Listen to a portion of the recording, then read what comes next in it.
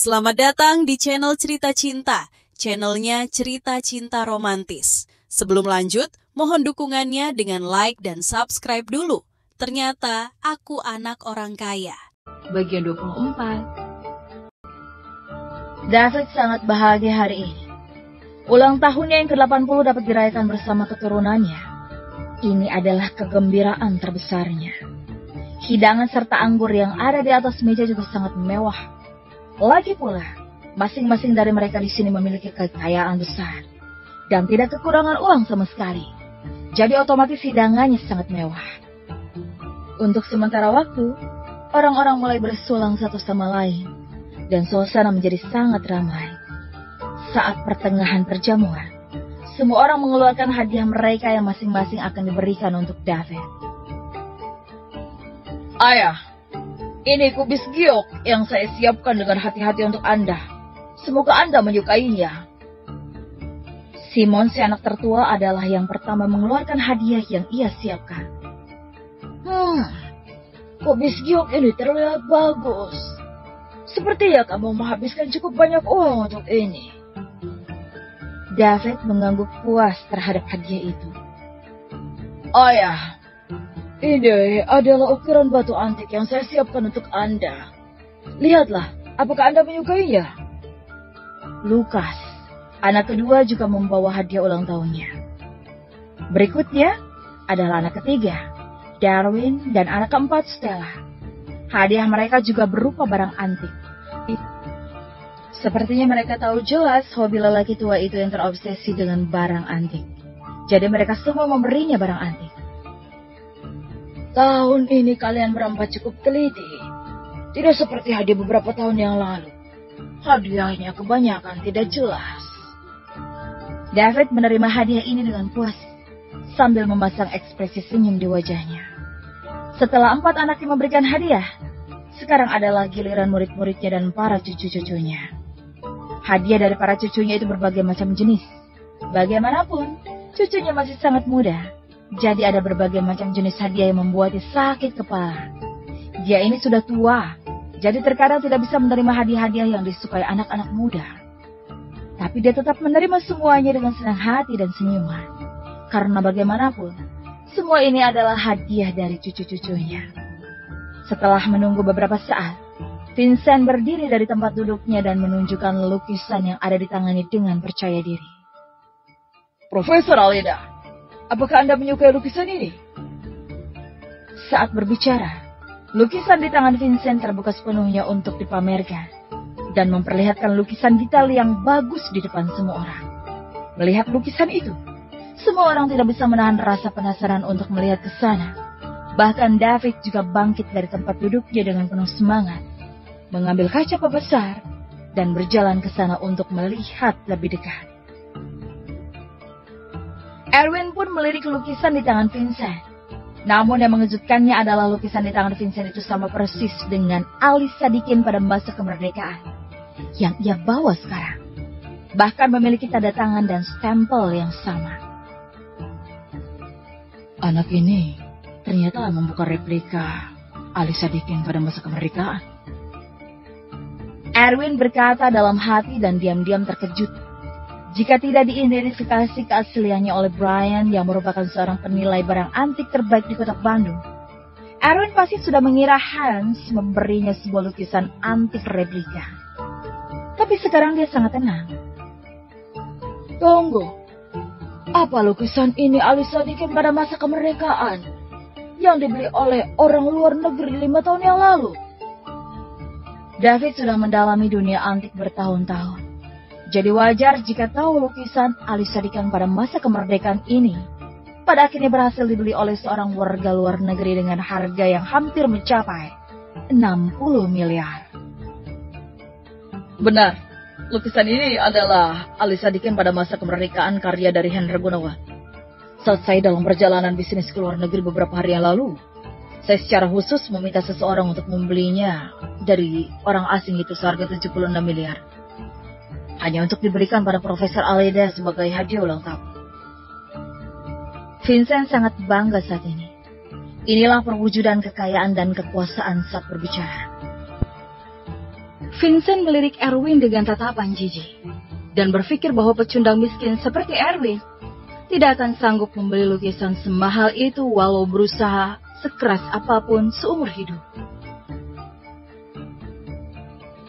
Dan jangan berpikir hanya dengan mengenal Damon saja sudah bisa pamer di sini. Apakah ini lukisan Hendra Gunawan? Berbicara tentang lukisan Hendra Gunawan, semua orang langsung tertarik dan berkumpul untuk melihat lukisan seniman tersebut. Bagaimanapun, Hendra Gunawan adalah seorang pelukis yang sangat terkenal. Ada juga beberapa teman David dari industri barang antik yang sangat penasaran dengan lukisan ini, sehingga ikut melihatnya.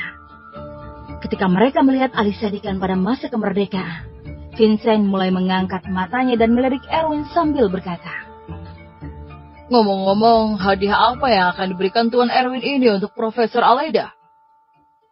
Begitu komentar ini keluar, banyak orang yang hadir mengalihkan pandangan mereka ke Erwin. Karena Erwin hanyalah anak miskin dari pedesaan. Meskipun berteman dengan Damon, tapi tetap saja tidak memiliki uang.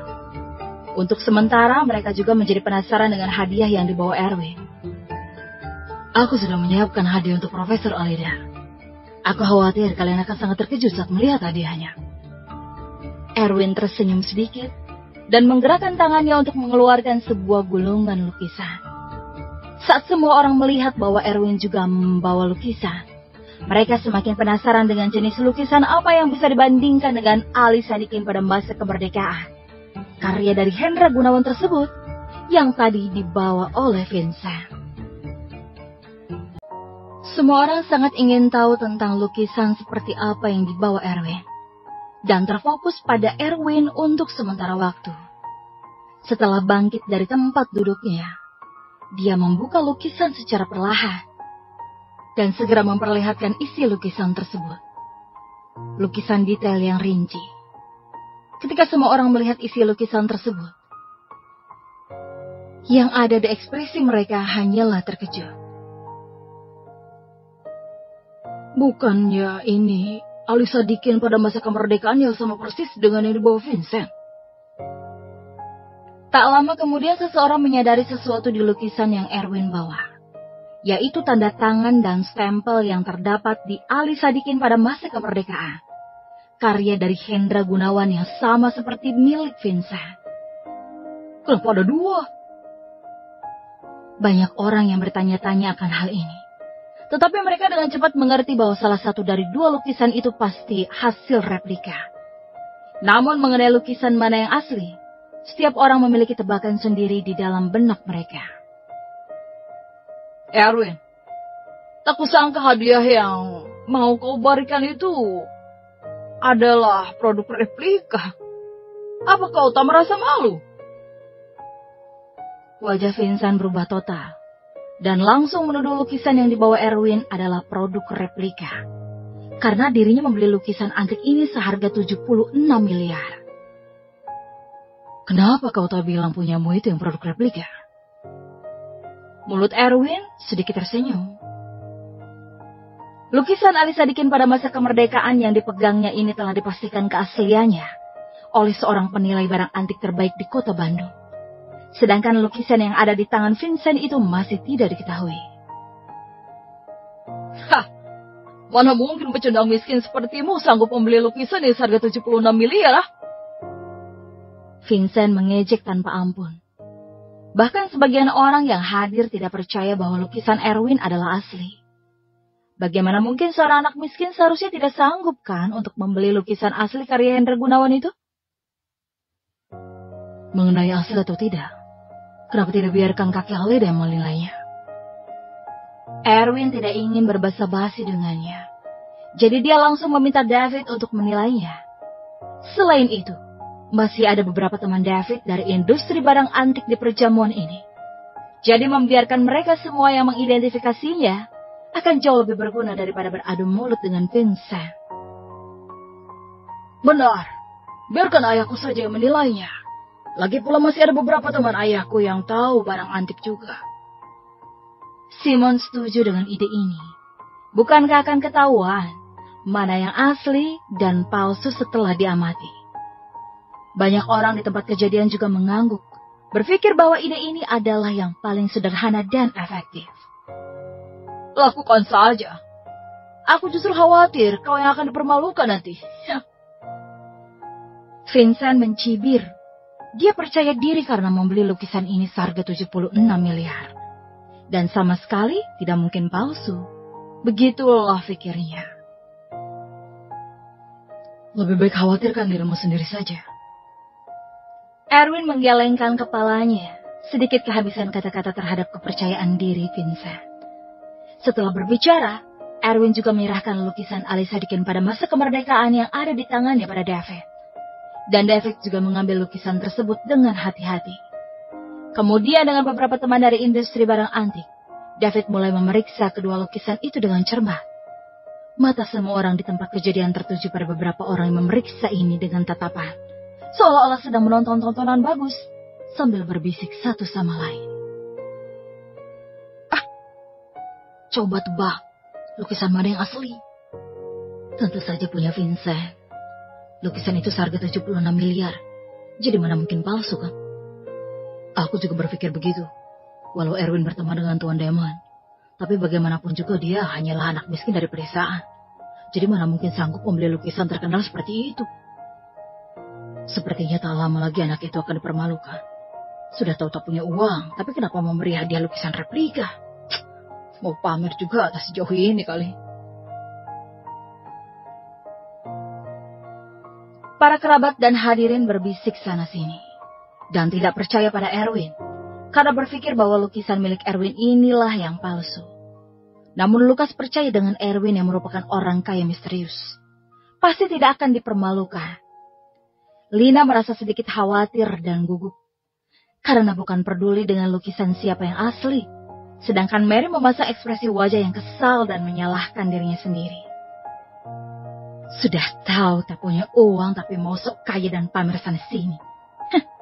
Kenapa harus memakai lukisan palsu sih? Apa itu perlu? David dan beberapa temannya mengamati kedua lukisan itu dengan cermat untuk waktu yang lama. Namun masih tidak berhasil melihat perbedaan antara kedua lukisan itu. Karena bahkan kerapatan tinta dalam seluk-beluknya pada dasarnya sama, yang membuat mereka benar-benar tidak berdaya. Kedua lukisan ini sama persis. Dengan kemampuan penilaian kami, mustahil untuk cari tahu mana yang asli. Seorang teman David berkata dengan kening yang mengerut rapat. Lagi pula beberapa dari mereka bukanlah seorang penilai profesional. Mereka hanya sebatas hobi dengan barang antik. Jadi wajar kalau mereka tidak dapat mengidentifikasi lukisan terkenal seperti itu. Betul. Standar lukisan dari kedua lukisan ini sudah mencapai tingkat yang sangat tinggi. Walau salah satu dari lukisan ini memang produk replika. Tapi tetap saja produk replika ini tidak murah juga. David mengangguk setuju. Kalau memang mau tahu mana yang asli, mungkin di kota Bandung ini hanya Brian, seorang penilai barang antik terbaik yang bisa melakukannya. Pria tua lainnya pun menjelaskan. Setelah mendiskusikannya, mereka dengan cepat membuat keputusan. Dan David langsung mengumumkan. Kedua lukisan ini memiliki standar yang sangat tinggi. Kemampuan penilaian kami juga terbatas, jadi tidak dapat memverifikasi keasliannya. Kami akan meminta seorang penilai barang antik terbaik bernama Brian untuk masalah ini. Sekarang kita lanjutkan makan bersamanya saja. Sebaliknya, David berpikir bahwa memilih untuk tidak mengidentifikasi secara langsung adalah pilihan terbaik. Karena dengan demikian, baik Erwin maupun Vincent akan tetap aman. Karena jika mana yang asli dan yang replika ketahuan hari ini, pasti salah satu dari mereka akan dipermalukan. Makanlah. Kita lanjut untuk makan. Melihat hasilnya masih tidak dapat ditentukan, para kerabat dan teman yang hadir hanya bisa kembali ke tempat duduk mereka masing-masing dengan kecewa. Namun Vincent merasa tak puas karena tidak dapat mengekspos lukisan replika Erwin di tempat. Ditambah Lina yang terus menambahkan lauk untuk Erwin yang membuat amarahnya semakin melonjak. Profesor Oida, kudengar 3 hari lagi kamu akan mengadakan pameran koleksi pribadi kan? Ya, aku memang sudah mempersiapkannya. Kamu tertarik untuk datang melihat-lihat ya? David sangat mementingkan pameran koleksi pribadinya ini. Karena pameran ini adalah pameran koleksi pertama yang akan diadakannya setelah pensiun. Profesor Alida, begini saja. Saat pameran koleksi dibuka, pajang saja kedua lukisan kami ini pada saat yang sama dan tempat yang bersebelahan. Jadi semua orang yang datang berkunjung bisa menilai, kemudian pada akhirnya barulah kita undang Brian, penilaian barang antik terbaik di kota Bandung, untuk menilainya. Selain bisa menarik popularitas, orang-orang berkunjung juga memiliki kesempatan untuk membedakan mana yang produk asli, bukan? Vincent ingin sekali mempermalukan Erwin secara langsung di depan semua orang. Dan pada saat yang sama, ingin membiarkan Lina sadar akan kenyataan bahwa Erwin ini hanya besar mulut. Bagus saya. Ide Vincent pasti akan menarik banyak perhatian orang-orang. Saya setuju dengan idenya. Simon menyarankan dengan suara yang keras. Saya juga berpikir ide Vincent itu bagus. Tidak hanya menarik perhatian, tapi juga secara profesional bisa mengidentifikasi lukisan mana yang asli. Para hadirin juga setuju dengan ide ini, karena mereka juga penasaran dengan lukisan mana yang asli. David teragu sejenak, karena dia tidak ingin mengidentifikasi kedua lukisan ini di depan semua orang, dan berencana untuk mengundang Brian secara pribadi saja untuk identifikasi secara diam-diam, yang tentunya bisa menjaga citra dari mereka berdua. Tetapi Vincent terlihat sangat memaksa, dan itu membuatnya tak suka. Kakek Alida, ikuti saja saran Vincent. Erwin tersenyum kecil, karena Brian sudah mengidentifikasi lukisan ini sebelumnya. Jadi apa yang perlu dia takutkan? Karena Vincent ini begitu ingin mempermalukan diri sendiri, maka dia hanya bisa ikut alur saja. Bersambung.